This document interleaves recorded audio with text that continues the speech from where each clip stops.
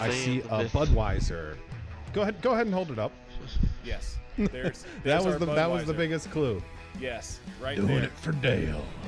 Man, it's so many gimmicks, right? I feel like they're making it a lot more complicated than it needs to be. I mean, a lot of people, you get polarizing opinions on DRS. Well, hello and good afternoon, everybody. Welcome back to Slow Motion Broadcasting, and welcome back to the Formula Ford Weekend Warriors. This is round number 6 of the season, coming to you today from Charlotte Motor Speedway. My name is Ron Maunz, and alongside me, working the comms and the cans, is Daniel Zippy Salmon. And now, Zippy, first off, happy birthday. Forgot to commend it yesterday. But Zippy, we're quickly approaching the halfway mark of this season, and off the back of the fireworks at the Hungaroring 1 week ago, I think it's fair to say that tensions and nerves are running quite high heading into the 6th race of this 13th season. Oh, absolutely. I mean, if we take a look at the championship standings very quickly, you see Kevin Adrian, he's currently in the lead in S1, but by a very small margin to Michael McConnell for Furtball Racing. Daniel Tuff's also very close in third. That top 5, incredibly close. Jason Green closing out your top 5 with Jason Barry there in 4th. As we have a look at the S2 championship standings as well, our very own SMB's finest, Joshua Wilkie, who's actually got more points than anybody right now in this series. So attaboy Josh, doing us very proud there. He's in the lead with Bill Walker in 2nd and Andrew Love in 3rd. Looks like a bit more of a battle going for that last podium spot. As we take a look at the Masters, ladies and gentlemen, let's have a quick peek here. You can see Brad Cathcart, the Australian driver, a narrow lead over Jorg Manny. He's there with 300 points, and closely there in 3rd is Jim Brewster. But let's try and get one of these cars. We're going to try and get one of these cars. We'll do a little bit of a walk around lap. Any particular driver you got your eye on there, Ron? Ooh, that is a very good question. I think I would like to ride on board, if he's still out there on the racetrack, with a driver like Jorg Manny. We saw him involved in that Masters Championship fight, pretty close behind Brad Cathcart, who's off the back of 2 straight victories in the Masters category. However, Manny got kind of hit by the silver bullet 1 week ago at the Hungaroring, was involved in some incidents towards the end, some controversial incidents, to say the very least, which has sparked a little bit of fury in this series. But nevertheless, he was in the catbird seat to win in the Masters category 1 week ago. However, never really materialized for him. It's been up and down in that Masters class, along with Spec 1 as well. Maurizio Nizelli currently on the provisional pole as it stands at the moment. But Jorg Manny always fast in these Masters series, in these Formula V, not Formula V, good lord, in these Weekend Warriors races. He was also in the Formula Vs yesterday here on Slow Motion Broadcasting, but nevertheless, Jorg Manny going to be taking an on-board lap with him around this Charlotte Motor Speedway infield and outfield road course. The Roval, first introduced back in 2018 in the revamped format that we have today, ran from 2019 up until 2023. That's turn number 1, a really tricky corner. Want to get that right, that killer curve on the inside. Going to also catch you out badly. You're now deep into the infield around this section, which is really street course-esque. Got no room to run or hide. If you make some sort of mistake, your day is going to end in disaster. That was heading off through 3 and 4. Now down this small little straightaway off into turn number 5. Pretty quick uphill right-handed kink. Got to get on the brakes, drop those anchors into turn number 6. Going over the crest now, dealing with the elevation change, which usually isn't something that you see in races at road oval courses. Off through turn number 7 and 8 right now, going on back to the banking here at Charlotte Motor Speedway. One of the most historic circuits in the world of NASCAR. Been hosting the Coke 600 every single May, part of that fantastic day. Memorial Day weekend with the Indy 500, the Monaco Grand Prix, and the Coke 600 that night. Heading now down into the chicane. The backstretch chicanes in the history of road courses here at Charlotte have always been a little bit confusing, but that's a layout that we still have to this day, and it's a mighty challenge for these drivers. Back onto the banking now, heading through oval 3 and 4, road course turn 14, but it's not over yet. You aren't flat out to the checkered flag because you got this dogleg detour to take. The final chicane, a good overtaking opportunity, hitting the clobber curbs on the inside through both of those sections. That's a lap around here, the Charlotte Motor Speedway road course, and these drivers tackling that challenge and then some in this qualifying session, which is nearing its conclusion. Well, I got to say, that was an absolutely fantastic lap by Jorg Manny. Puts him in 4th overall and 1st in the Masters right now. But I am going to try and have a quick peek free. There we go. I just want to make a quick mention to this paint, ladies and gentlemen. So this one right here, we did actually do a charity race on Wednesday, and that is to basically try and put an end to breast cancer. And that is, we're going to show you a little bit more information on it. Let me see if I can flick a few buttons here. I've got about 45 seconds to do it, so just bear with me. I believe I put it on this screen. Here you go, ladies and gentlemen. As you can see here, the FE Weekend Warriors and SMB join together in the fight against breast cancer. So Susan Komen was the charity, one of the anonymous sponsors there, wanted to make it a fundraiser. And you know what? Here at SMB, we are all 100% about supporting you and what you want to do. So if this is something that you're passionate about, by all means, get joined in, have a look. There's a QR code just there, ladies and gentlemen. Now, technology is fascinating. In theory, if you take a picture of that with your phone, it pops up a link and will take you straight to that page I've just shown you there. But if you're wondering why a couple of these cars out here today are rocking this white and pink paint, that's why, ladies and gentlemen, as qualifying comes to an end. If anyone wants the web link, it's www.info/komen.org/go-to/WWFV to donate. It's very awesome to be a part of a charitable thing in the world of iRacing. As much as iRacing can very much be competitive, sometimes overly competitive at times, always nice to see the sim racing community unite together for a very good cause. With a checkered flag and this qualifying session, some drivers setting some lap times on the board. Gotta say, Maurizio Nazelli pretty quick on the provisional pole. James Berry right behind in second. And the main reason why James Berry enters this race fourth in the championship standings is because he was not present 1 week ago at the Hungaroring, was chasing a championship in the Radical SR10s here on iRacing, a championship which he did in fact win, but decided to skip out on last week's running of the Weekend Warriors Formula Ford Series. That's the main reason why he's lost a little bit of ground in the championship fight, but he's been incredibly fast. He's off the back of a win in Spec 1. Not a race win, mind you, a championship win last season. So James Berry definitely going to be a driver that we have to keep our eyes on throughout this race. Looks like he's currently qualified in second. Really nice to see what the Brick can do in this race.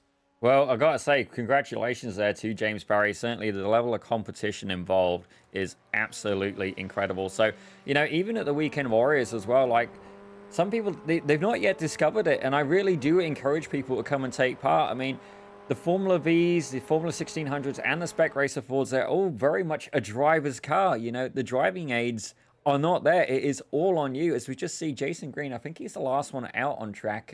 Just getting a little bit more screen time there, Mr. Green. And I got to say as well, he did fantastic. We did a little bit of fun. We went to Road Atlanta yesterday. Not in person, but for Petit Le Mans, we had a little bit of running in that. But let's take a quick look at the grid. Let's see if that information has come through. I'm hitting the magic button, Ron. I just think not quite got it through on this end yet. But, Ron, what's going to be some of your... how would you play this race tactically? What would be your strategy?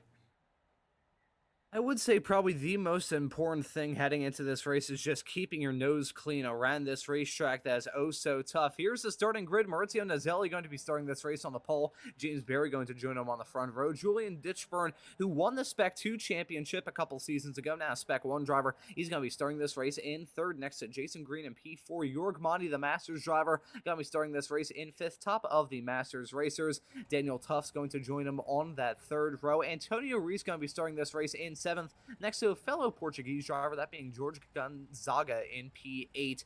Then starting this race in ninth is going to be the Aussie of Peter Maddox. Joining him on that fifth row is going to be Michael McConnell. Kevin Adrian going to be starting this race in 11th. Alan DeGastis, the Masters driver, going to be starting in 12th. Haven't reached a Spec 2 driver yet, however that ends with Russell Telker and Josh Wilkie completing an all Spec 2 row 7 in this race, starting in 13th and 14th respectively. Soren Garrett's going to be starting in 15th. Dana Bowe's going to be starting alongside in P16. Bill Walker in 17th. Trent Kramer in P18. Series admin Stevie Ray going to be starting this race in 19th. Mondolozi Gambouche going to be starting this race in 20th. Paul Jackson going to be starting right behind in 21st. Michelle Lynn making a rare appearance here in the Formula Ford Weekend Warriors, usually a fixture in the Formula Vs. She's going to be starting this race in 22nd. Andrew Love starting in 23rd.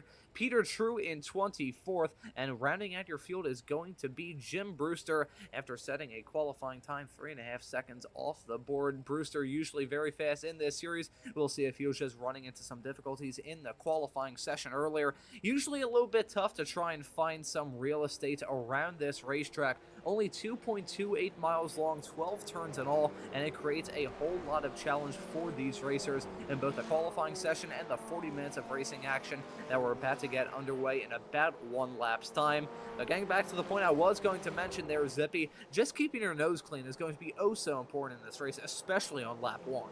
Oh, absolutely. Certainly, these guys are not afraid to get close to each other. You know, they will see, even though it is like a four-wheel car like most vehicles, which sounds pretty foolish in some ways, but if you look at the right angle, you will see 3 wheels consecutively in a line, and that's because these guys are literally racing so close, you will get them going in that recess, that alcove almost. But I just want to mention very quickly, one of the things I also really like about this track is the start.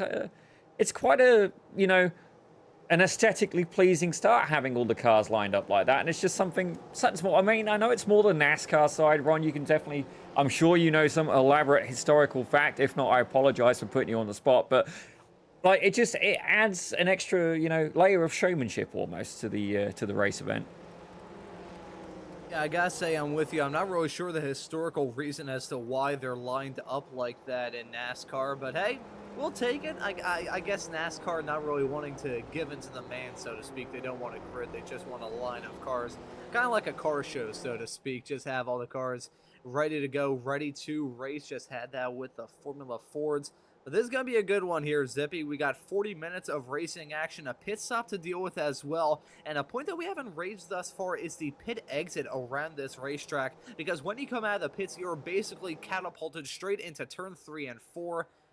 Which is going to be tough, especially so considering that you're on the racing line heading through that section. Adds a bit more difficulty. And speaking of the racing line, you can catch that every single Tuesday night on the Ray Esports Racing YouTube channel. One driver that won't be racing, though, is Russell Telker. He stopped in his pit stall, so not sure what happened to the driver who was meant to start this race in lucky number P13.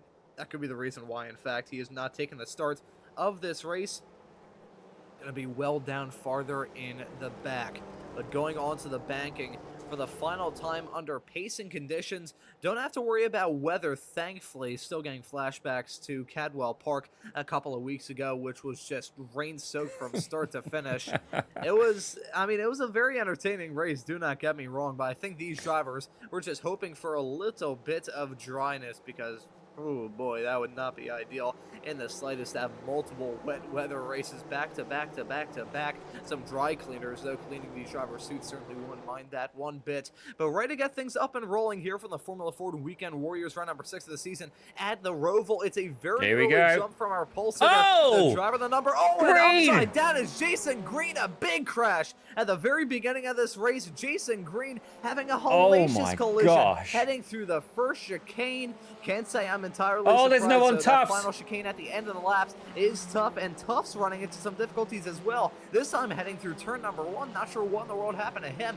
Major cars with a major amount of damage. I believe that's Alan DeGassis hitting the barrier. Very slow. There you can see Tufts, the driver of the number 34 car, very slow on the racetrack right now. Maurizio Nazelli isn't. That was a jump start of a century for him, but he got away with it. But heading down into turn number 5 and 6 right now. But Green having the ride of a lifetime. Can't say I'm entirely surprised, though, at the way most of this racetrack is. There is no room to hide, and you can occasionally get stuff like that at the beginning. But oh my lord. Oh dear, that was more smoke as well. I see it looks like Blondie Gambouche, I believe he's crashed. We're going to have a session of going through replays in just a minute. I see there's 4 huge crash warnings, so we're going to give it a little bit just to settle down. We're trying not to miss anything, but I do wonder as well, are those sausage curbs causing havoc? As you can see there, Kevin Adrian trying to make a move up onto Sarangaretz. Now, you got to remember as well, while you can try and force it side by side into some of these chicanes, I'm not going to say I would recommend it. Low risk, high reward, and certainly you want to try and make sure that you stay with the pack as much as possible as they come into the close of the first lap. A very hectic first lap here from the Formula Ford Weekend Warriors, but Nazelli leading over Barry in P2, Ditchburn in third, Monty and Reese running fourth and fifth, running P1 and P2 in the Masters category as it stands currently. Looking at a fight involving Soren Garrett in the number 21 car, Maddox right in front. You can see Wilkie and McConnell going side by side, heading down into turn number 3 and 4. Garrett's nearly running into the side of Maddox, heading off into turn 4. That was near disaster with those two, but they keep it going in a straight line, albeit losing out on a little bit of time to the back of McConnell and Wilkie a little bit farther up the road, and also falling into the crutches of Kevin Adrian, Trent Kramer, and Dana Bose as well. Got a massive pack of Formula Ford race cars now exiting the infield once again and going back onto the high banks. I gotta say, Trent and Kramer, I absolutely love the paint. I mean, we'll see it in just a second as it comes into the camera shot, but it's like a little bit of an alligator paint, Ron. I mean, I just find see you later, alligator.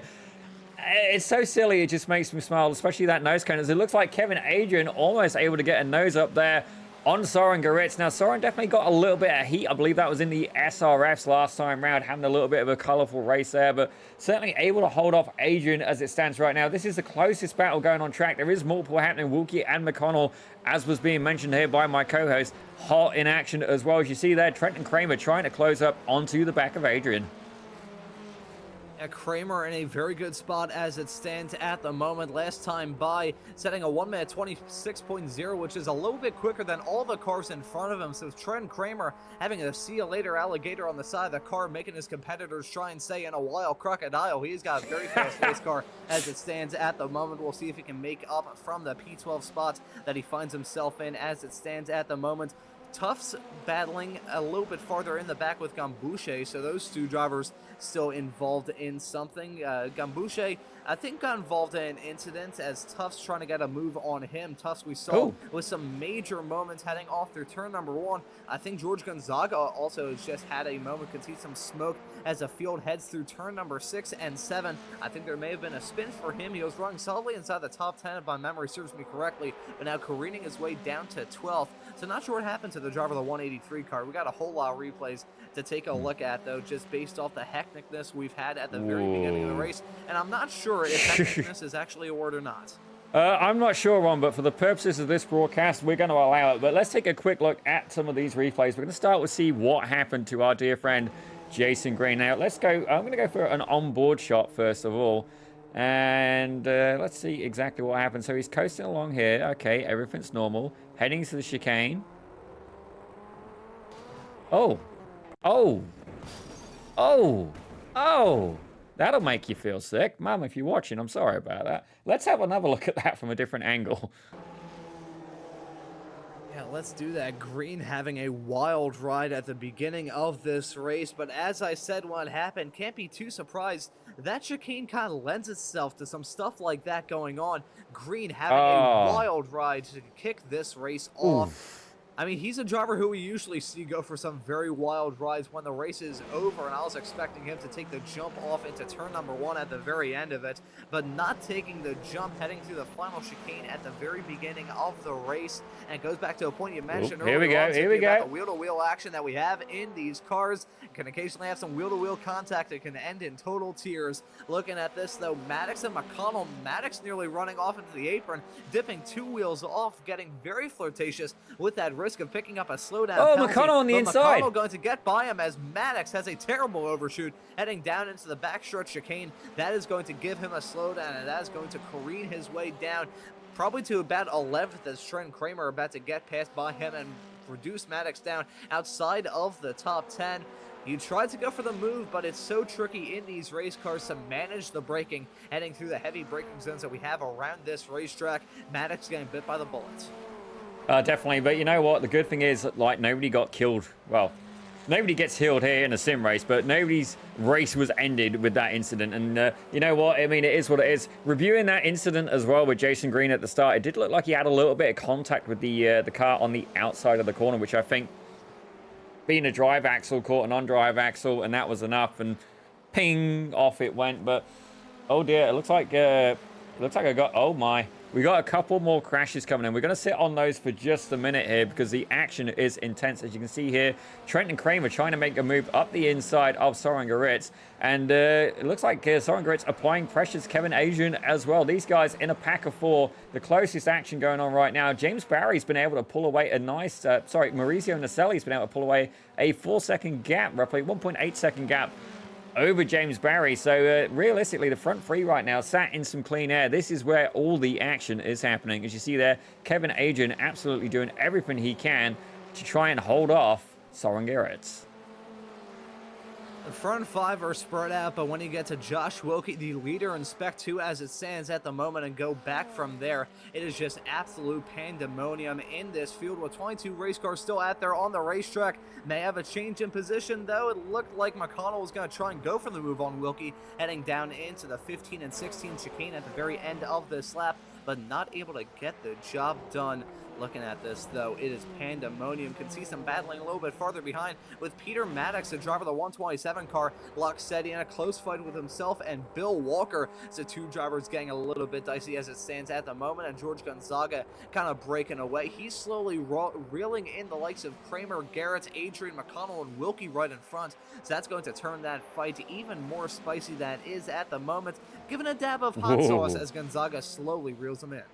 Well, it's definitely getting spicy indeed, and I do think that this is a battle to keep an eye on right now. Wilkie doing everything he can to stay out in front, currently leading S2 both in the championship and in this race, but he has behind him 6 S1 drivers, all keen, all motivated, and these guys are definitely not slouches as well. Kevin Adrian, he's 2 places behind Wilkie, and oh, that was contact there. A little bit of a wiggle, certainly not intentional, and it looked like Adrian almost gave McConnell a little bit of a nudge there. Very, very tense moment. These guys absolutely dancing on the limits of grip. That was near disaster, heading down into the backstretch chicane, and it looks like they're going to try and go for a move heading off into the final chicane. McConnell on the inside, Wilkie on the outside. Contact! That's going to turn to the inside and make contact again, heading into the braking zone of the final chicane. They're still side by side. Wilkie chancing, and look at Kevin Adrian in the number 10 car, making it 3 wide, hang down the start finish straightaway off into turn 1. Look at that. That is incredible stuff. McConnell getting shuffled back. Wilkie holding on virtually by the skin of his teeth. And looking Soren Garrett's there as well, making up some places. Incredible stuff. And the fact those drivers managed to keep that going in a straight line has to be a goddamn miracle. I'm thinking exactly the same thing. I'm more confused. How on earth did Wilkie manage to hold on to that? Like, I'm going to have to buy that lad a lottery ticket at this rate, because realistically, if he's going to be that lucky, then you know what? He can roll the numbers. But absolutely fantastic, fantastic racing. Definitely a little bit of bump and grind going on. R. Kelly would have been claiming copyright for some of those moves. Certainly Michael Jackson probably wanted to get in on the action as well. That was terrible, Ron. Yep. Tamara says, yep, just amazing. Your timing...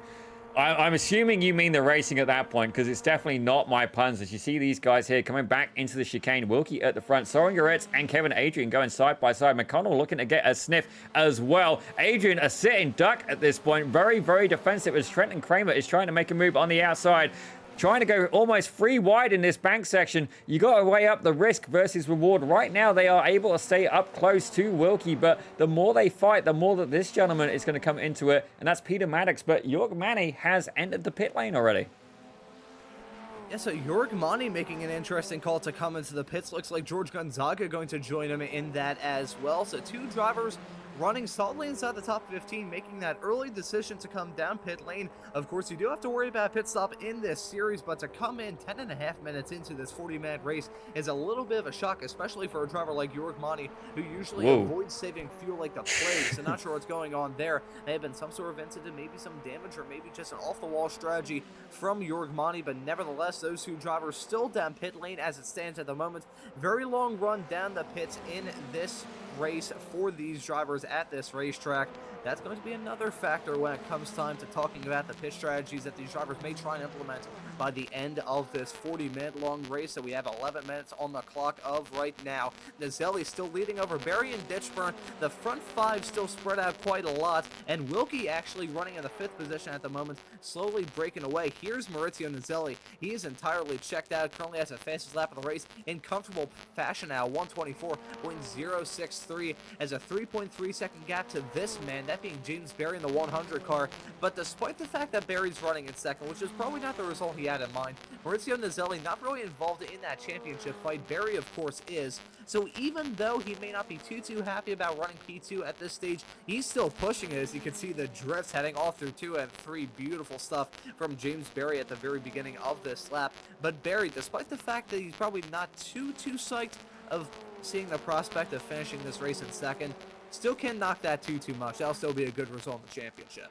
Well, I definitely wouldn't complain, especially as the gentleman out in front is really not in the championship standings. Maurizio Naselli, obviously very capable here in the spec race at Ford. It's good to see him expanding his vocabulary with the Formula 1600, and certainly he's taken it to a duck to water, like absolutely sending it right now. So absolutely fantastic job. As you see there, that was a move done by Kevin Adrian up on the inside. I'm not sure what happened with McConnell, but under attack there from Kramer as well. Potentially a twofold mistake. You can see just how close these guys are running. Kramer very much applying the pressure today and certainly keeping the Furball Racing Machine very honest, as it looks like the pack has spread up a little bit. Sorengarit's kind of in the middle. He's very barely holding on to the back of Wilkie, as we see in the background as well. Bill Walker, he's having a scrap there with Peter Maddox.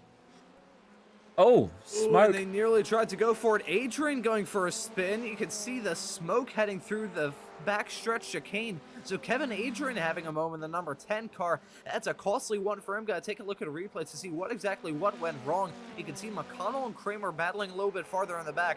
They nearly came to blows coming out of turn number 7 a few moments before this, though. Looks like those two drivers going to gain a spot as Adrian sends it hang down into the chicane. Just loose on entry, didn't even hit the curb, drifted wide the apex, and just spinning around like a top. Tough for Adrian. Well, it's definitely very easily done, as I've got a warning here that Antonio Reese has crashed as well. Now, I do try and avoid highlighting crashes too much. I'm not here to basically penalize anybody by any means, but Antonio Reese, let's see what happened to him. Generally, he tends to be quite safe, and it's got to be in turn 1 then. You know, he's generally having a good race, quite stable, and also very much the early pit stop king. But oh yeah, a little bit too much weight on that nose, and round it goes. But thankfully, no damage. So good news there from a bad situation. You see there, that's Wilkie going by him as well. Oh boy, the fact that my voice shot up 17 octaves leads you to know that that was an incredibly close call involving Wilkie and Antonio Reese. And that car spun around on the outskirts of turn number 1. That's such a tricky corner in all sorts of race cars, because you got to go in there with full commitment, but at the same time, if you get a little bit wrong, you're going to be done for. Kramer running wide on corner exit. He just crashed. You could see that car in a cloud of smoke, dust, and steam. So Kramer having an off-track excursion. Renozal's wrapping up that point involving turn 1. I saw Kramer drifting wide coming through the chicane. I think he hit the wall. That safer barrier on the outskirts of the chicane is menacing to these drivers, and you can see him there hit that wall, hit it with the rear tire, and just sends him spinning around. Kramer, small little bit of wall contact. I don't think that's going to break a wheel off his race car. Maybe giving him a little bit of suspension damage. Going to try and see how that car is driving now. Looks like it's possibly a little bit left hand down, possibly it could be the banking, but nevertheless, there you can see him weaving to try and figure out what exactly he damaged as a result of that mistake. But Kramer getting bit by that safer barrier, which is such a menace around this racetrack. Well, it definitely claimed a victim there, but it looks like we've got more action happening, more people coming in the pits. Let's take a quick look on the camera. That's Antonio Reese in the pits, and who else we got? It looks like Stevie Ray in the background as well. Very easy to recognize Stevie's paint because it is absolutely blinging. For lack of better words, it's blinging. And I think Bill Walker was the other driver who came out there with him as well. So Bill Walker just a little bit up the road. Yep, there we go, Bill Walker. So a couple of guys getting that pit stop done early. But at the minute, the big battle, I'm not quite sure how. It's Peter Maddox and Michael McConnell. So Maddox able to really make some moves there. Yeah, I was just going to mention the fact that that big pack of Formula Fords that we were seeing not terribly long ago is definitely broken up, partially down to pit stops, partially down to incidents. No matter how you slice it, though, some drivers are still close and nearly making contact with McConnell, nearly running into the back of Maddox, who I think had all 4 wheels off the deck, heading through turn 15, hit that inside killer apex curve, and just launched that car up into the air. He's trying to grow that gap with himself and McConnell. That was oh so close as they were heading into the braking zone of that final chicane. It was a matter of inches between those cars. Gotta say one thing, at this stage about Michael McConnell in that 62 car. He has been the center of attention thus far. Every single battle and every single moment that we've seen thus far has seen that number 62 car either be directly involved or just a little bit farther in the background. McConnell being a very entertaining driver to follow thus far. Well, you know what? For me, that is the best racing. And I was watching Suelio Almeida's video last night. He's recently won the Pro 1340 Championship there in the Radicals. And it was interesting as well. I mean, I'm not going to give you any spoilers, but basically they threw everything at him. And you know what? He became a better driver for it. So don't get me wrong. At the time, it can definitely be painful and hard on the head. But, you know, sometimes you got to go through those rough experiences, not just with racing, just in life. I mean, we're getting a little philosophical here, Ron, as we see Paul Jackson trying to make a move up on Michelle Lynn for Dual Dime Racing, I might add, as well. You see Michelle under pressure. But, you know, just a bit more philosophical moment. Something to think about there, Ron. I think I need to break out some philosophy books. I'd have to go to a bookstore. You can tell just based off some of the stuff that I've said on the air over the years, I didn't really read as a kid. You can tell. Anyways, Michelle Lynn getting a move done to break her way up into 10th. A pretty good start for her, currently up 12 spots from where she started in this race, making her the hard charger. However, Soren Garrett's running in 4th is pretty close in tabs as well, up 11 spots, with some drivers making up 10, that being Paul Jackson and Andrew Love running in P11 and P13 respectively. Trent Kramer still up 6 spots from where he started in this race, despite the incident we saw him involved in coming out of the chicane. He may have been the hard charger, however, with that moment, it has not been ideal for him. Soren Garrett's, though, running effectively in no man's land. He's got Wilkie right behind, only 0.7 of a second between those two drivers. But outside of that, it's about a 14.5-second gap up the road to Julian Ditchburn in 3rd, and then a farther 3 seconds back to Peter Maddox in 6th. So at this point in time, Garrett and Wilkie running all by themselves. Maddox and McConnell, meanwhile, they're covered by about 0.5 second. Not terribly close, though, for the drivers running in P6 and P7. So this race definitely settling into a groove after the chaos and pandemonium that we've seen in the first 18.5 minutes. But now, Zippy, I think we should probably switch our attention to the pit stops. We've already seen some drivers make that run down pit lane. I believe the driver to make a run into the pits is now Maddox. So Maddox making the call to run down pit lane. A very well-timed moment from me on this broadcast. So Peter Maddox, the driver of the 127 car, making that decision to come down to the pits. Yeah, definitely. It's a hard thing to judge the pit because by my logic, I always want to pit as late as possible. Especially, I think they have a fast repair for this race as well. But even then, I want to pit as late as possible because that way, in theory, the car's getting lighter and lighter. And in theory, it is the quickest, most effective way. You're going to be carrying less fuel. But in the reality, that just it's not quite how it ends up. You know? And, oh, hang on. Russell, what are you saying here? Had my best qualification ever. Almost forgot to add fuel for the race and punched out to add it. Then the race advanced early and I got a missed start. Oh, Russell, I'm sorry, buddy. But I hope you're feeling better at least. I do hope you're feeling better. Let's take a look at Paul Jackson. Oh my, him and Trenton Kramer are going hard at it.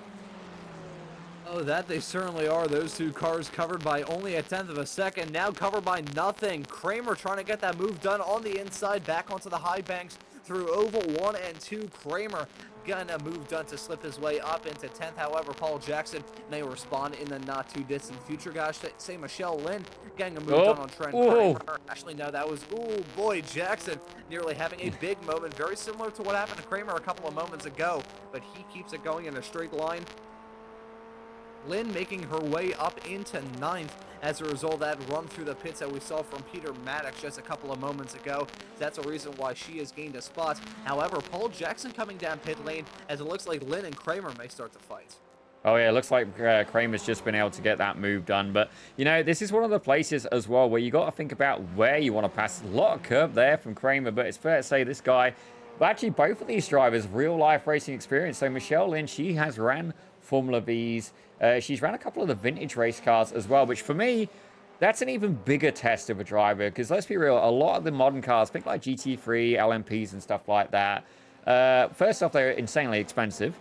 And not only that, there's so much computers and so much technology in them that I wonder, like, how much raw driving there is. Don't get me wrong, incredible talent to drive them at the top of the performance. But for me, I get a lot more satisfaction out of a lot of these vintage cars. Think about the vintage series that runs at Goodwood and stuff like that, Ronnie. You might have seen it. But for me, it's just raw, unfiltered, you machine, no electronics, and you know what? I think that experience could really pay off. Now, Trenton Kramer, on the other hand, he wrenches on a whole series of race cars, mainly Mini Coopers, so very capable Spec B car, I believe, but very different scenario as well. You know, interesting dynamic here. Kramer is still usually pretty fast in these Weekend Warriors races. He's won in the Formula Vs this season. He's also won in the past in all sorts of other Ray Esports organized events. More on that in the coming days. But nevertheless, looking at this fight involving Jim Brewster, who we saw start at the back. He's made his way up 8 spots, so a pretty good start for the driver of the 933 car. May try and make up some more positions here in the not-too-distant future, as he's got George Gonzaga and Bill Walker right in tow. Gonzaga down 8 spots from where he started in this race. Walker up 2, but Brewster, the hard charger, out of those 3. However, he's at the tail end as it stands currently. We could see a fight, though, with all 3 of these drivers representing all 3 of the different classes that we have. Well, I do know that Jim Brewster, he started at the back of the grid, and I had seen a couple of crash warnings for him, not to harp on him. So on the flip side, however, you know, he will be the special guest this week on the racing line. That is 9 o'clock Eastern, ladies and gentlemen. Be sure to check that out. And I'm not too sure if it's Wilkie or Adam Thompson who's going to be helping with that today, but SMB will be there helping in some capacity. Both of those guys, very good. And I don't know about yourself, Ron, but certainly whenever I watch the racing line, oh, that's Walker gone round. Walker having a spin, cresting the hill into turn number 6. It's an easy section to make a mistake at, but Walker going to get bit by that bullet. Here's a replay to see what happened to the driver of the 319 car, heading down that back flat-out blast. The quick short shoot into 5 and 6. Got to carry as much momentum and speed as you possibly can. Touch the paint on the outside there, and when you touch the paint around this racetrack, it feels like the racetrack just falls off a cliff. So I think that may have been part of the reason why Walker had that moment, as rejoining the racetrack right in front of series admin Stevie Ray, with Stevie having to do some Tokyo drift action to keep away from Bill Walker. Well, it just goes to show some of these old guys do indeed have new tricks. Fair enough. Oh boy. Anyways. Okay, so we're just going to move on from that. I feel like if we have any more sound effects during this broadcast, I'll have to break my harmonica out. I've got 2 of those. There's a story with that. Oh boy. Yeah, look at that. We might have to touch on that storyline. That's Maurizio. Maddox and Walker nearly came to blows. Maurizio Nazelli, actually, I think, was the driver that nearly hit the back of Walker. I saw him picking the 2 front wheels up into the air coming out of the final corner. So Maurizio Nazelli, the driver of the number 14 car, don't tell me he just got abducted by UFO. No, he's Already good. He's back. He just got returned by the iRacing gods. But still, a 3.7 second gap to himself and Barry, having to deal with traffic, though. So that gap can either diminish or just completely balloon.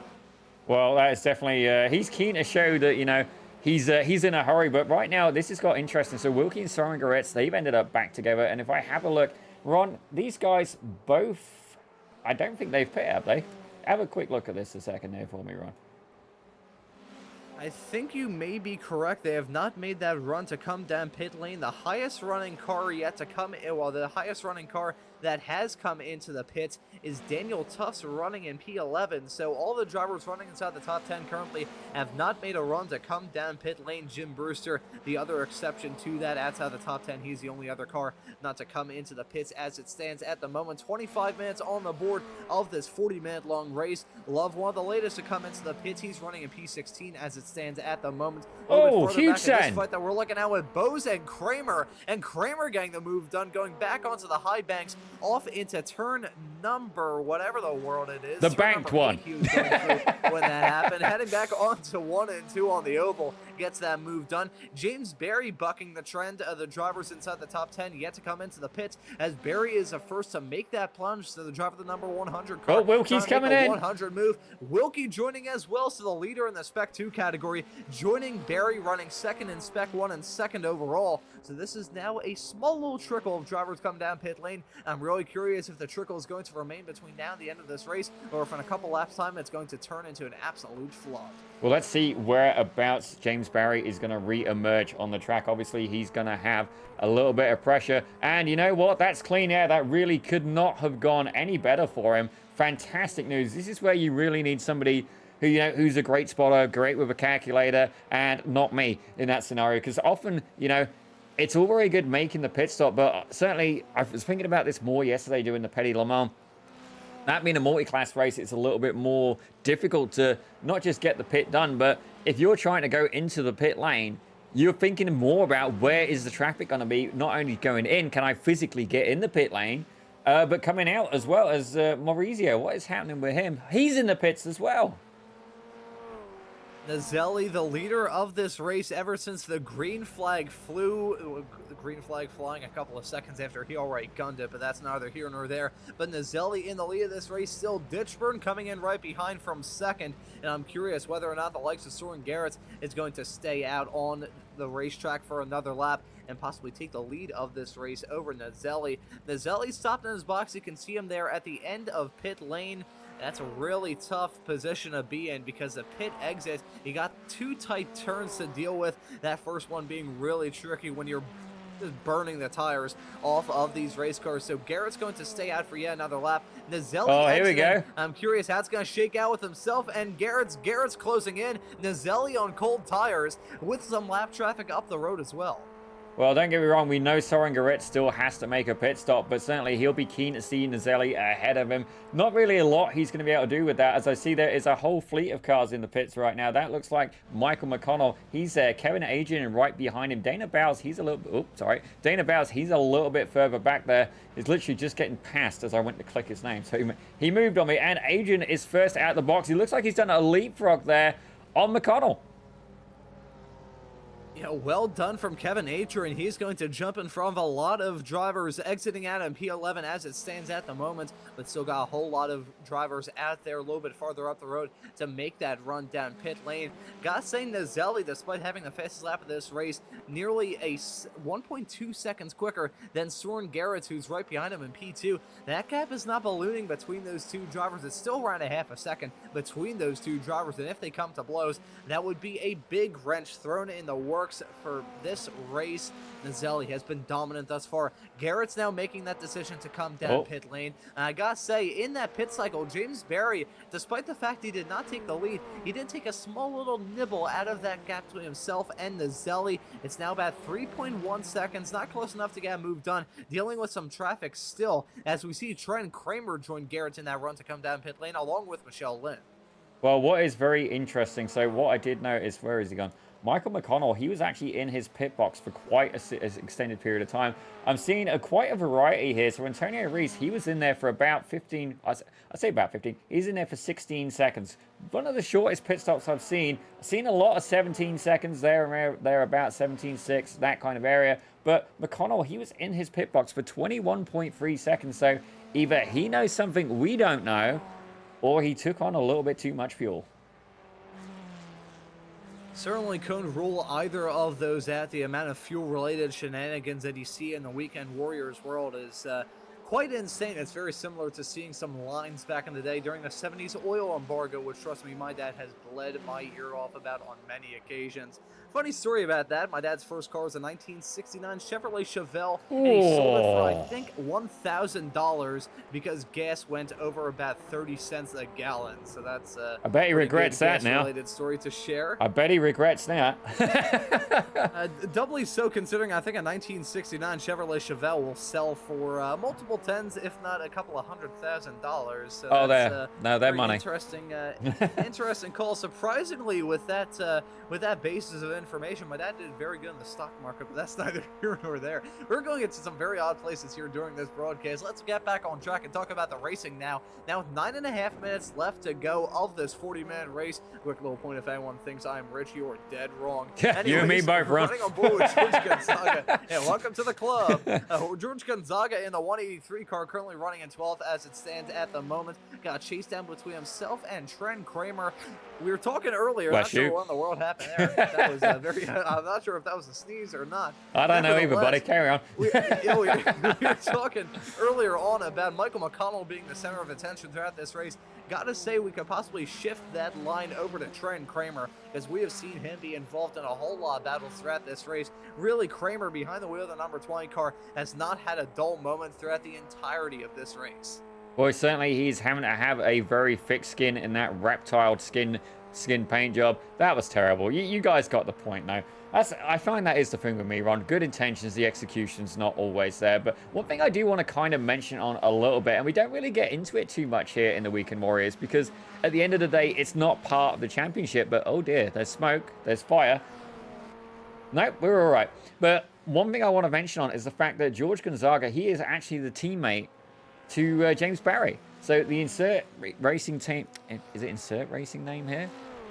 Insert team name here? Insert name, yeah, insert name e-racing team. There we go. I have been broadcasting races with George Gonzaga and James Barry for well over a year at this point. I've never even attempted to try and get that team name pronunciation right because I've always been worried that I would get it dead wrong. But nevertheless, they're still kind of the dynamic duo. They're certainly the dynamic duo on the Radical SR10 side of things on iRacing. But they're also pretty fast in this series as well. George Gonzaga grabbed an overall podium a couple of weeks ago at Cadwell Park. Yeah, I believe that is his first podium in this Formula Ford Weekend Warriors series. But Gonzaga and Barry usually pretty quick. Garrett's making a run to come down pit lane. I think there may have possibly been a moment with him a couple of moments ago. Following a replay, the driver of the number 21 car right behind Josh Wilkie heading through turn number 7 right now. Such a tricky corner. You got the elevation change to deal with as well. Can occasionally lose control, and that's exactly what happened to Garrett. And he got hit. I believe that was Antonio. I believe so. T-boned Garrett's, and both of them going to have some very damaged up race cars. I believe Antonio Reese just immediately towed. Tough break for the both of them. Well, as you can see there, the tether on that left front wheel very much active. And you can even see, actually, I kind of like this about the iRacing damage model. You can see, to me, they would be control arms. Yeah, they're control arms. You can see the upper and lower control arm, a short arm, long arm suspension setup. And oh dear, they're both bent, the knuckle very barely holding on. So anybody who would like a mechanical education, I am a qualified mechanic, but I'm not a very good one. But ladies and gentlemen, that's what's happened there. Still feel like you're a lot better than some of the mechanics that we have working on the public buses here in the city of Philadelphia, but that's neither here nor there. Daniel Tuff's coming down pit lane, so this is another run down into the pits for the driver that we saw involved in an incident earlier on in the race. Made his way up through the field nicely, albeit down to the fact that he had yet to make a run down pit lane after the first lap of the race. We've seen some miracles in this series, but unless these races are heavily affected by weather, you usually can't see a driver make it all the way to the end of these races with a single stop at the very beginning of the race. But looking at this fight, it is some hard racing action between Gonzaga and Kramer. One of them behind the wheel, the 183 car, the other behind the wheel, the number 20. Kramer, at this point in time, still feeling confident about his chances in this race. He's been up and down, up and down, up and down throughout a vast majority of it. But in terms of his pace, it's been pretty good. Last time by, actually set his fastest lap of the race. Not the fastest lap, but his fastest lap of the race. And as I say that, James Barry sets the fastest lap of the race at 1:23.749. So the driver who's probably not really involved in the fight for the win with about 5.5 minutes left to go and a 3.5 second gap between himself and the leader of Nazelli, trying to go for all-out glory and grab the fastest lap of the race. But as Kramer scrapes the wall heading down into the backstretch chicane, they're slowly reeling in McConnell. So as much as this was a 2-car fight, it now very much is a 3-car fight. Well, we've already seen McConnell certainly, he's not afraid to put his elbows out today, for lack of better words. But these guys definitely reeling him in, which is quite surprising considering they've been battling so hard. But as I'm watching Trenton Kramer, I'm seeing he's more of a slow in, fast out kind of guy, and I think that is actually working for him. As you see, it looks like George Gonzaga is going to go for it as they head down into turn 1. That's a ballsy move, but he's made it stick, or has he? Trenton Kramer has gone and done him on the outside, and that's going to put him in the inside here for the next turn.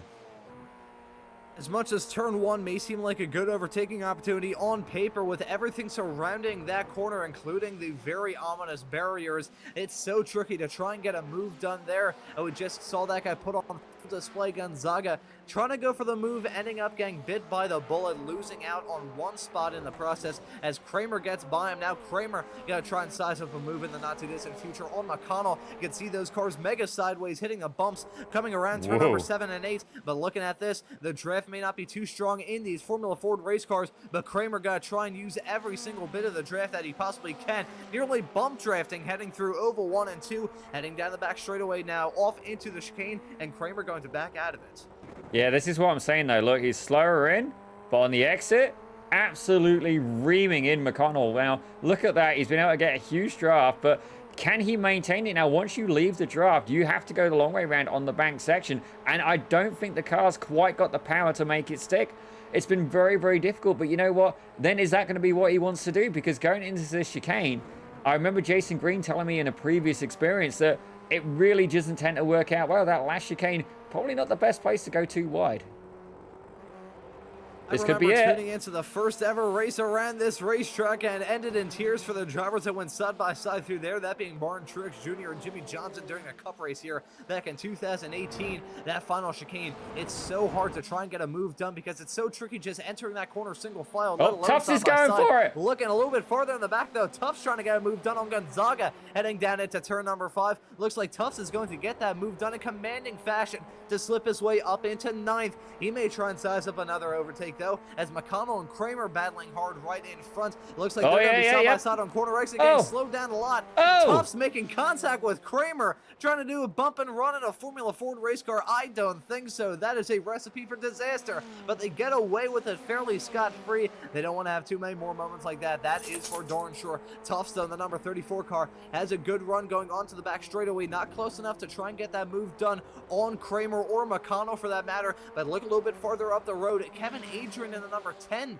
He may get involved in this fight, not through his own choice, mind you. He may just not have the pace to pull away from this pack as they're lapping around about quicker than them. Looking, though, Kramer trying to get a move done. Looking at Gonzaga coming into the pits. Look at Tufts, though, on the inside line, heading down into the final chicane. Not close enough to get that move done on McConnell. Kramer not close enough to get the move done on him. Tufts trying to do what Gonzaga did a few laps ago. Will it work out for him, though? I don't think it will. Side by side, still heading off through turn number 2, the downhill quarter, and it looks like Tufts is going to get that move done, clearing McConnell, and Kramer now feeling really, really racy with McConnell as well. I think Wilkie's had a moment. Gonzaga came into the pit. Stevie Ray now moving up into lucky number P13, but Kramer, the tail of this fight, it's now he and McConnell battling, but Tufts involved in this as well. He was trying to pull away, but it was mega sideways. Coming around turn number 6, he was sawing at the wheel to keep that car going in a straight line, but Tufts going to be able to hold on to that spot for now. Look at Kramer, though. He has had many opportunities to try and get some moves done, just hasn't really worked out for him. And never mind, Nazelli and Barry are starting to battle as well for the lead in this race. Where the hell did that come from? Those two cars were separated by about 3.5 seconds not terribly long ago. Now they're covered by just about 3/10. Lots of stuff changing at the end of this race, and only one more minute of racing action to decide the victors in all 3 of our classes. Wilkie having a moment. He's lost out on the lead and the win in Spec 2. Looks like it's going to fall the way of Bill Walker unless some major drama happens here. But at the front, Barry Nazelli side by side, hang through 1 and 2 on the oval for the final time, going on to the back straightaway. There's about 30 seconds left to go. I think it's going to be borderline as to whether or not they're on the white flag now or coming to take the checkered. But nevertheless, Barry getting a move done on Nazelli to take the lead of this race. Nazelli has been dominant thus far. Had a little bit of a jump start that helped him out at the very beginning, but he has kept his nose to the grindstone and was able to pull out a good enough lead. However, I don't think it's going to be good enough when everything is said and done. 10 seconds left on the clock. They're heading their way down into the final chicane for what may be the final time in this race. Barry with some big curve wax heading through. I think the white flag is in the air. They caught it by only 2 seconds. So one more lap for Barry, one more lap for Nazelli. 1 lap for Barry to try and not make a mistake and hold on to that spot. 1 more lap for Nazelli and a few more opportunities to try and snag the lead again. Barry has kicked on the Hyperjets at the end of this race. Oh my gosh. Tufts, meanwhile, he's certainly kicking it off. Monty dropping back. Tufts has just turned that car up to 11. He has had a beautiful turn of pace in the past few moments to slip his way up into 5th. This is an incredible result for the driver that we saw involved in an incident earlier on. Looking at that fight with Kramer and McConnell, though, that's pretty close. Look at Kevin Adrian as well. He's losing out some time. I think he's out of gas. Monty may be as well. He was one of the first drivers we saw come down pit lane running on the apron. Not sure if that's entirely allowed, and he's coming into the pits, so that's a bad fuel call from him, and that's going to cost him possibly the victory in the Masters category. These drivers still on the white flag, though. That's Adrian dropping back. He's on he's running on fumes at this point. He is careening his way down the running order. Monty is as well. Walker slipping his way up into 8th in the Spec 2 lead, so I think that's going to be game, set, match in Spec 2. Looking at that fight, though, between McConnell, Tufts, and Kramer. Looks like that's going to cool off for the moment. Very meanwhile in front of the field. Never mind, though. Tufts now pulling over. He's dropping back, so I think he may have some fuel issues as well. James Berry wins it over. Maurizio Nazelli in P2. Julian Ditchburn about 25 seconds back is going to be our P3 finisher when everything is said and done here at Charlotte. But our attention is on this fight between Trent Kramer and Michael McConnell. Who's going to get this move done? Will it be Kramer getting the move done to slip his way up into 4th, or is McConnell going to put on a defensive masterclass at the end of this race? These two put on an incredible show. The driver of the 62, the driver of the 20, they're side by side heading down into the turn 10 chicane for the final time in this race. Nearly making contact. It was a matter of inches between those cars. But Kramer having a fantastic exit. They're going to be heading through 3 and 4 on the oval for the final time in this race. Side by side, Kramer on that inside line. He needs to get this done in convincing fashion because McConnell going to have that run, going to have the speed on the outside line, which is going to turn into the inside, heading down into the final chicane for the final lap in this race. Kramer with a send. He hits the curbs. It's going to be a photo finish between the two of them. And Kramer ends up grabbing 4th, less than a 10th of a second between those two cars when everything is said and done. Holy cow, Zippy. We thought that race was settled into a groove. That was incredible. All these drivers threw their curveballs at basically the exact same time. There was so much going on. I do apologize, but I was not going to skip to the race leader to miss that. That was absolutely incredible race. And I got to say, Trenton Kramer, you'd be my MVP for today because that was sheer racecraft. Michael McConnell as well. I absolutely love the battles. But I'm sorry to do this to you, Josh. I want to find out exactly what happened to Wilkie that cost him the S2 win very quickly. I say that now. The computer may have other ideas. There we go. Okay, so that looks like it's already pooped. Let's try again. Yeah, you can see, I think the rear left tire was already broken off. I think a single car incident hang off through the final chicane. Those curbs can be lethal. Looks like he got through there clean. Is it another turn 1 incident? Could be another turn 1 incident. Sideways into the corner. It is a turn 1 incident. He did hold the brakes and backs it into the barrier. Josh is going to be kicking himself after that moment. That took him out of a surefire win in the Spec 2 category, but thankfully for him, he has a massive gap in the championship, so not too much to mourn there. That's still such a shame for him. He was putting together a fantastic race, and we're not just saying that because he's our colleague here at SMB. It was a fantastic show for him, but sadly, it looks like he's going to end up losing it when everything is said and done. Looking at this between Nazelli and Barry. Looked like Barry carrying a whole lot of speed towards the end of this race. That was a checker flag moment for Barry to win it when everything is said and done. I'm waiting now because thanks to the fast repairs that we have in this series, Zippy, I've lost track for words. Jason Green has rejoined the race I seen track. that. And I'm curious as to whether or not he's going to try to find some sort of jump around here. Looking there, did he just pull off? No, it looked like he stopped. I'm curious if we're going to cut back to live action with Jason Green because I'm sure there's some sort of demon going on around this racetrack. Some sort of ritual, possibly. I wouldn't entirely rule it out. Is Green still out there on the racetrack? No, I think he may have towed. He does have form. We'll give him that. But I'll tell you what, let's go over the results, ladies and gentlemen. Let's take a quick peek at these. What an absolutely fantastic race. Tamara, very well said. The Thompson Trophy does indeed strike again. But let's have a quick look at the results. So you got James Berry taking the race lead by about 1.3 seconds over Maurizio Nazelli, who pretty much had it in the bag for the entire race, just didn't quite able to deliver. But for a debut outing, a second place here at the Weekend Warriors, certainly nothing to shake a stick at. But we got Julian Ditchburn, the Canadian driver. He's there in third. Trenton Kramer, I've got to say, I am so impressed with his driving. Love the paint, love the drive. And you know what? Michael McConnell right there alongside him. If you look at that gap, a little bit of Zippy math there. Just about a 10th of a second in it. Absolutely fantastic racing. Like that, Ron, that's going in your highlight reel. 100%. We can have a big clip for that. That has got to go in the highlight reel. Absolutely phenomenal. Just that's stuff like that is why I enjoy producing and commentating shows. That is exactly what I'm looking for. So Trenton Kramer in 4th, Michael McConnell, he's there in 5th, with Kevin Adrian able to sneak into 6th. Phil Walker now, he definitely had a little bit of a rough day at times, able to take the S2 win in 7th, with Daniel Tufts there in 8th. Certainly wicked revival there from the Tufts machine. Good job there. Dana Bowles quite a little bit under the radar there in 9th. And Stevie Ray taking the Masters win in 10th. Now, I do know he had a little bit of a crash earlier, but still able to take a Masters win. So well done, Stevie, the man himself. Jörg Manny taking a Thompson Trophy as well. He's there in 11th, for Peter Maddox in 12th. Jörg Gonzaga, he potentially had a Thompson Trophy as well. He's there in 13th. Paul Jackson in 14th. Jason Green, despite the absolutely pinball-orientated start, he was there in 15th, with Jim Brewster in 16th. Michelle Lynn, she's there in 17th, and Peter True in 18th.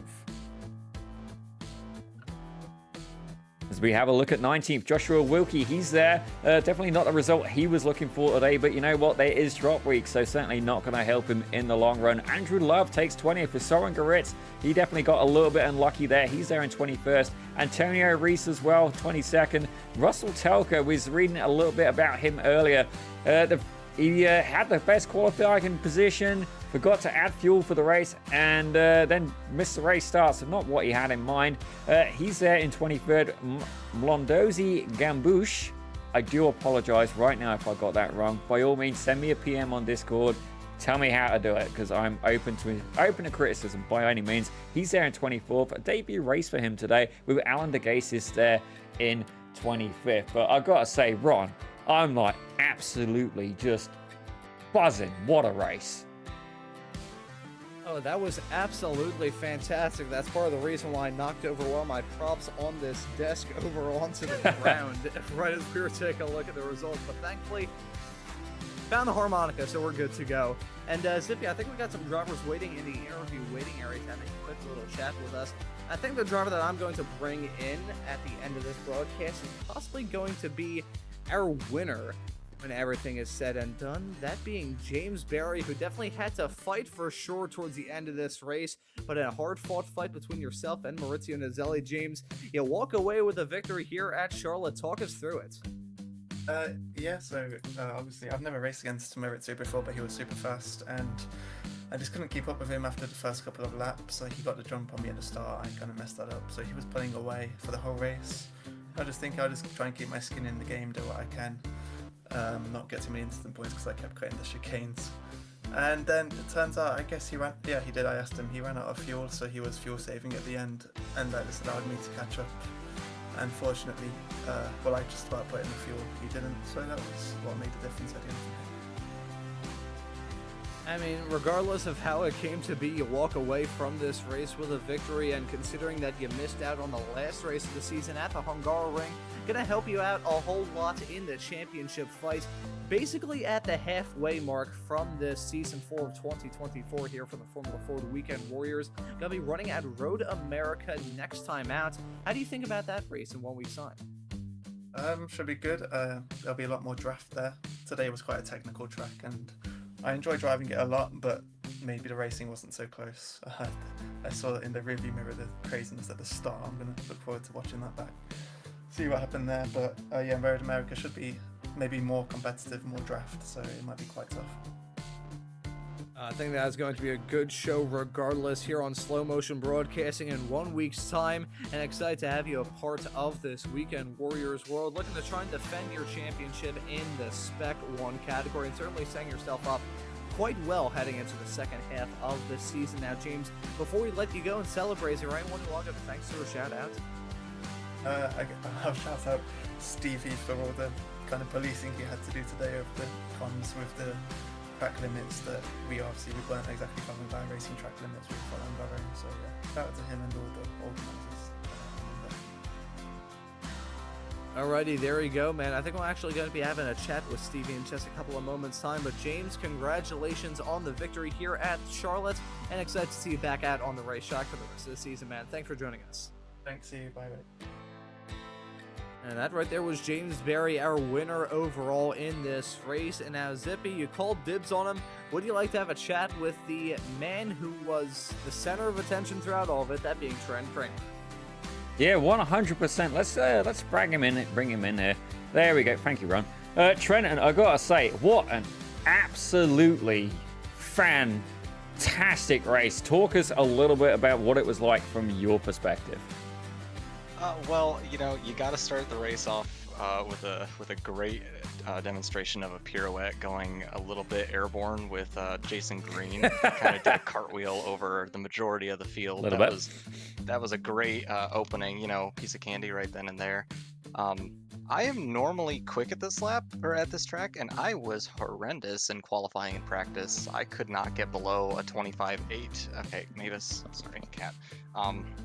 I could not get below a 25.8 to save my life. I was really struggling. I was like, okay, you know what? I'm just gonna follow some people. Maybe I can get some muscle memory down. We'll be good to go.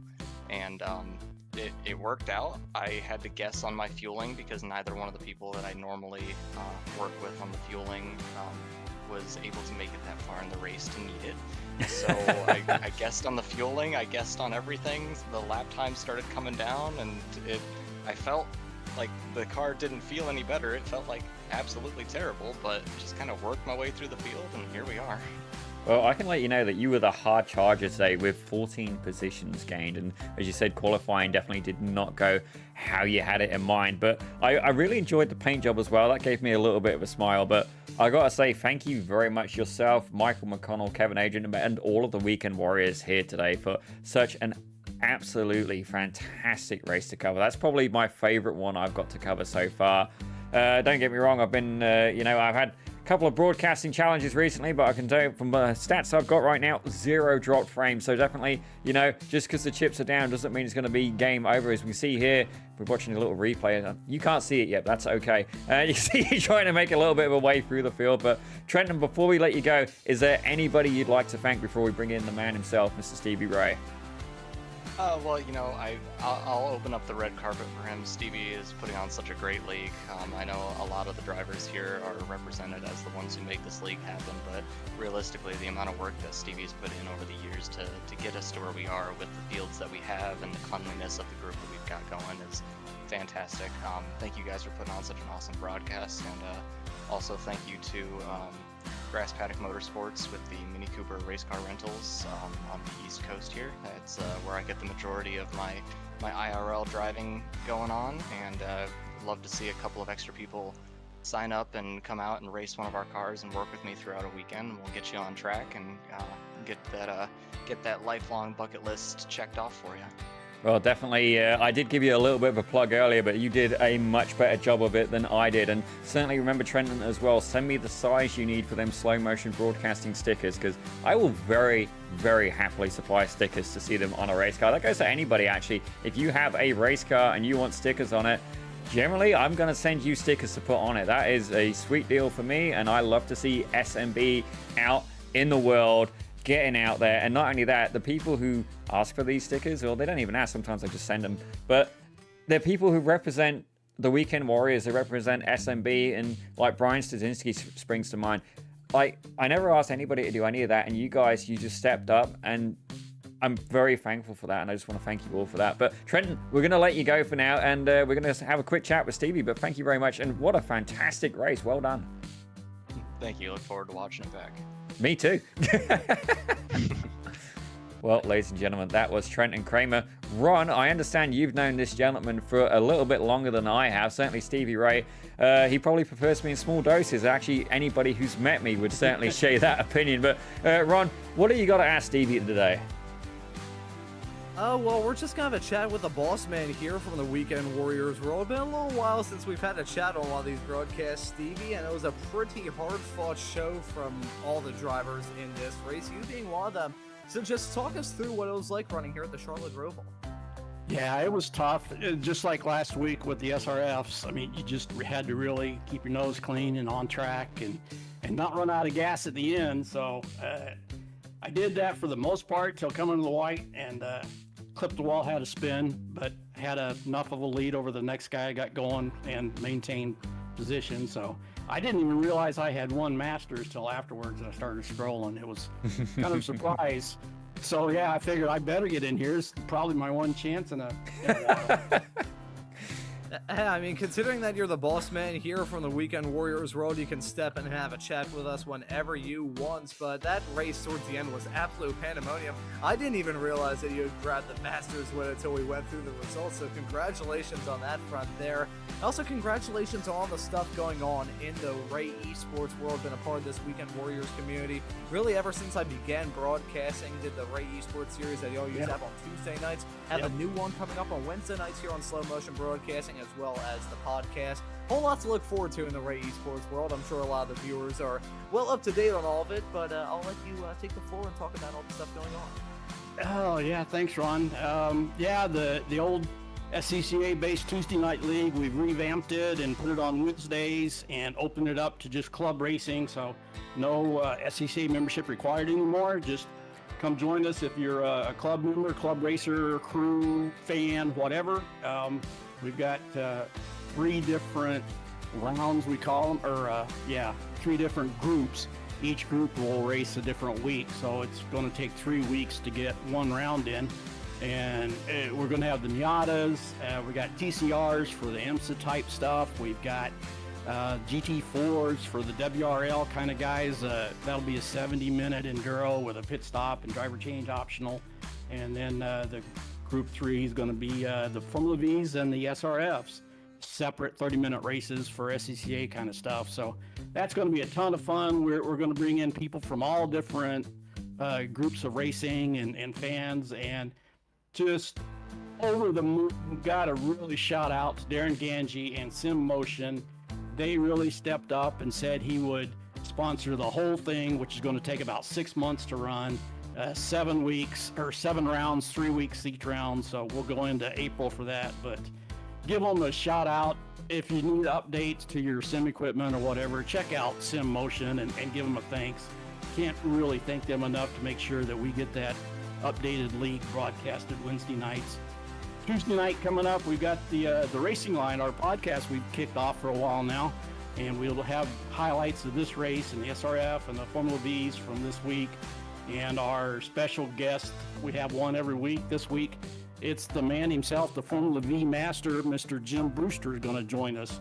So I'm sure we'll be talking to Tam in the chat. So lots of stuff going on. I need to retire from my regular job, so this stuff keeps me busy.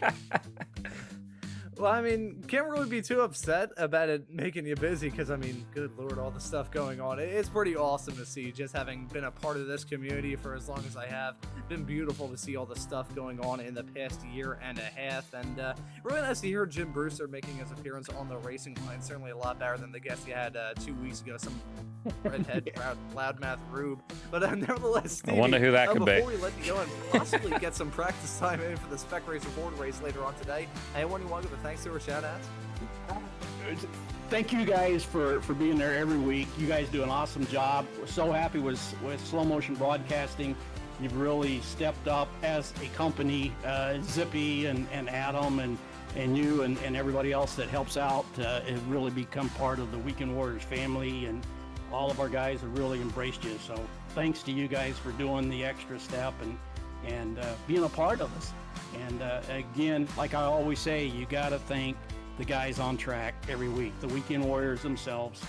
They make it what it is. I mean, I always say it that I can provide it, but one man can't give the league the reputation it has. So I truly mean that. It's a huge thanks to each one of our members and the support that they give it. And thanks to our fans out there that follow us and watch and check out the podcast, like and subscribe to that one. Help us out with that. And with that, I'm done, guys. I've got to save something for Tuesday night. So we'll catch you later. And thanks so much to you two. All good, man, and thank you, Stevie, for all the work that you do behind the scenes. Really, just from my perspective as a professional loudmouth, it does not go unnoticed. But Stevie, well done on the Masters win here on the Formula Fords, and excited to see you back out on the racetrack and doing all the work behind the scenes throughout the rest of this season and for the end of time, man. Thanks for joining us. All right, cheers, guys. Cheers, Stevie. Well, I gotta say that was beautiful, and I gotta say as well, thank you very much, Stevie. Like it takes two to tango, and certainly I couldn't ask any more from anybody here. You know, it is a community, and that is the biggest thing You know, don't get me wrong, I realized this before, but I didn't realize it quite to the full extent until I got involved with SMB and the Weekend Warriors, and I thank you guys for that. But speaking of community, I'm going to show you guys this again. Now, this is that fundraiser that we've mentioned very briefly earlier. It's the Susan Komen fundraiser against breast cancer. This is the Weekend Warriors and SMB joining together, and I am very impressed and proud to say that we already exceeded that goal of $250 US. We exceeded that quite considerably. We were at 321 when I checked before the broadcast, so that is absolutely fantastic. But hey, if you want to add to that pot, feel free here, ladies and gentlemen. That is a QR code. You can take a picture of that thing on your phone. Well, you put your camera up, magic happens, you click it on your phone. I appreciate anybody who's more tech savvy than me is not as amused by this as I am. I get that.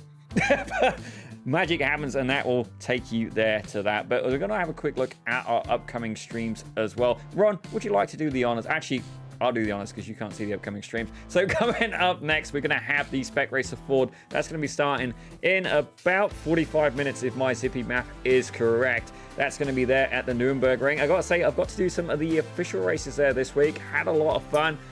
Phil Berry, I'm going to be looking out for you, especially in that Cookie Monster machine.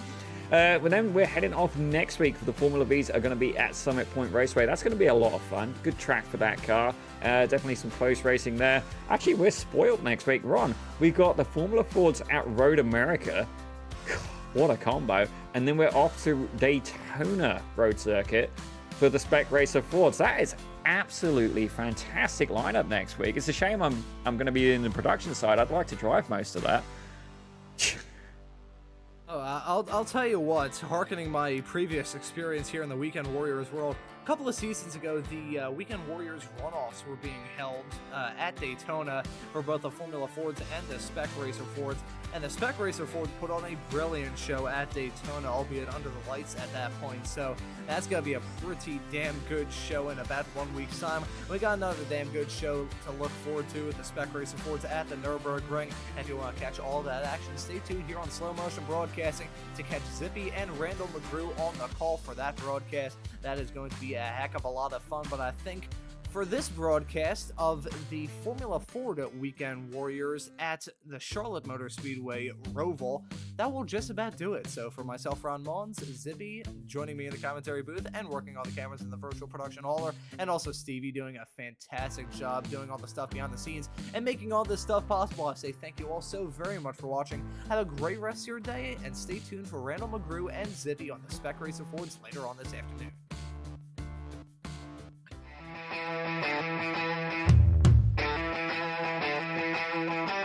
I see a Budweiser. Go ahead and hold it up. Yes. That was the biggest clue. Yes, right Doing there. it for Dale. Man, it's so many gimmicks, right? I feel like they're making it a lot more complicated than it needs to be. I mean, a lot of people, you get polarizing opinions on DRS. I know you guys know exactly what I'm talking about here, but sometimes the effort, it's all about the boys. You know, like, hey, you know, life sucks sometimes, and you need the boys.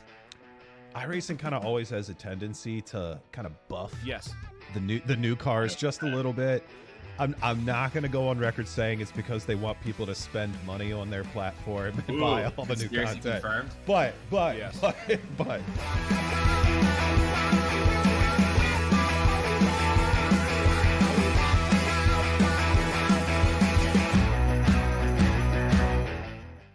We are live for the first time on Slow Motion Broadcasting with the FF Weekend Warriors. We're at Sebring this weekend.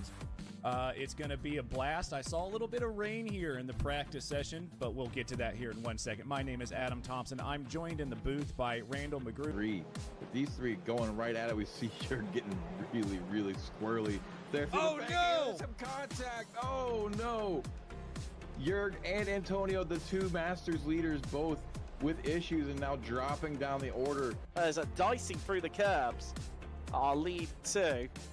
As that's Instaman just slossing it up the inside through McIntyre there. Beautifully done by the Icelandic driver as there's a big incident happened behind somewhere.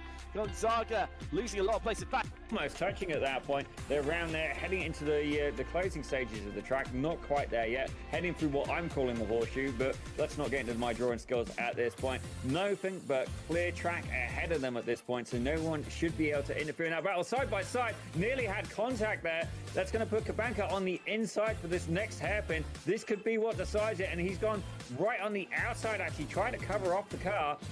I do wonder if Barry is going to be close enough to potentially slipstream. They've got 2 corners left to go. This is penultimate one now. Barry right up close, 0.3 of a second. I'm not sure it's going to be close enough, 0.2 of a second. He's got to keep his foot on that loud pedal. Catches a little bit of a curve, but has Kabanka done it? Barry going to the inside, and Kabanka gets it.